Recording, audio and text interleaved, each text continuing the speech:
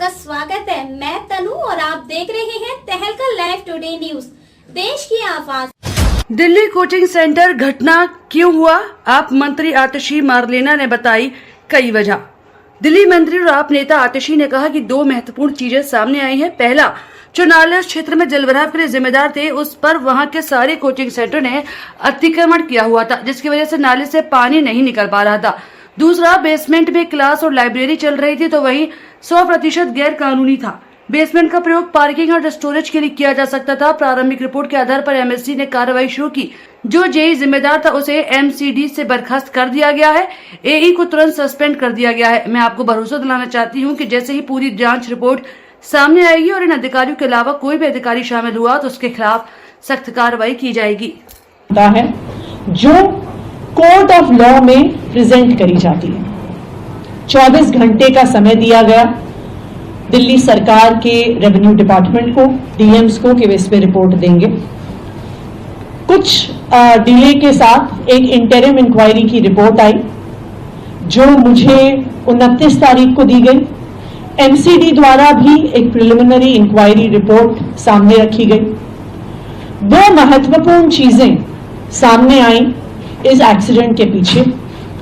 सबसे पहला,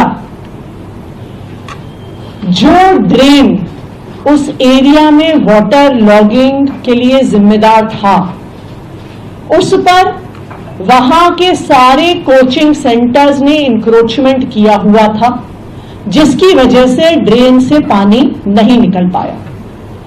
दूसरा एक महत्वपूर्ण कारण अभी सामने आया है कि बेसमेंट में जिस प्रकार कोचिंग सेंटर्स क्लासेस चलाते हैं, कोचिंग सेंटर्स की लाइब्रेरी थी, वो 100% इलीगल था।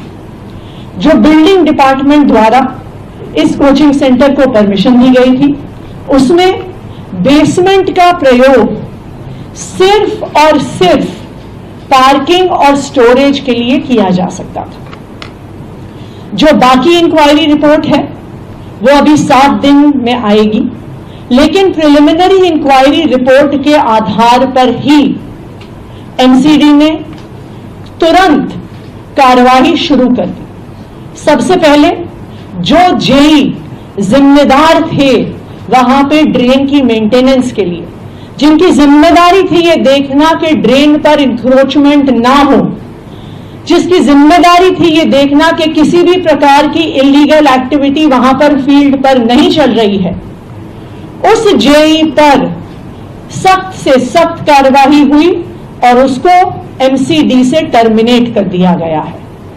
उसको परमानेंटली नौकरी से निकाल दिया गया है। दूसरा, जो एई थे, असिस्टेंट इंजीनियर, उनको तुरंत सस्पेंड कर दिया गया है, क्योंकि इनकी जिम्मेदारी थी फील्ड ऑफिसर होने के नाते कि जो ड्रेन वहां पर बनी हुई है वो फंक्शनल है कि नहीं, वो उनको इंश्योर करना था।